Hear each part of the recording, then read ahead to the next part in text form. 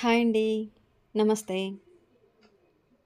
మన ఎదురుగానే మాట్లాడేవాడు స్నేహితుడు. నలుగురిలో విమర్శించేవాడు శత్రువు. మనం లేనప్పుడు మాట్లాడేవాడు ద్రోహి. ఆకాశం నల్లగా మారితేనే చుక్కలు కనపడినట్లు జీవితంలో కష్టాలు వస్తేనే సుఖాల విలువ తెలుస్తుంది.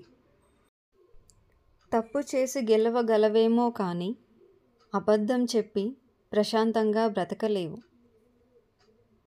జీవితంలో నిన్ను కలిసే ప్రతి వ్యక్తి నీతో గత జన్మలో అనుబంధం కలిగిన వారే అయి ఉంటారు.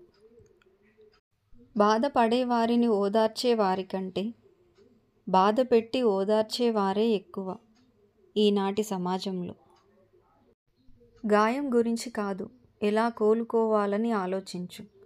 పడిపోవడం గురించి కాదు, ఎలా నిలబడాలి అని ఆలోచించు.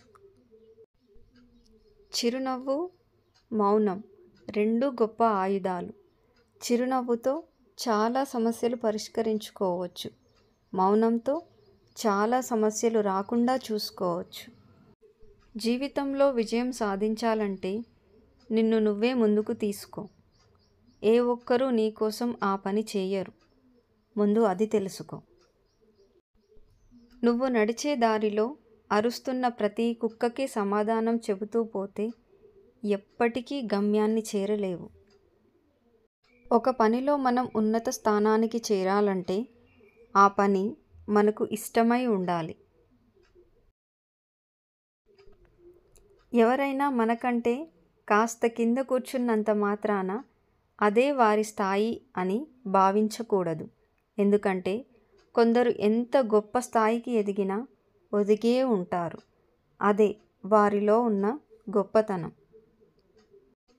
సంతృప్తి కలవాడు నిత్య సంపన్నుడు. అత్యాశపరుడు అన్నీ ఉన్నా కానీ ఎప్పటికీ పేదవాడు. ధైర్యం చేయకపోతే దరిద్రం దూరం కాదు.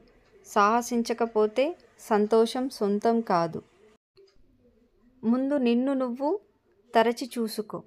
ఎదుటి వారిని విమర్శించడం మానుకో. 1000 అడుగుల ప్రయాణం కూడా ఒక్క అడుగుతోనే మొదలవుతుందని తెలుసుకో. 1,00,000 అడుగుల గమ్యం చేరినా మొదటి అడుగును మననం చేసుకో.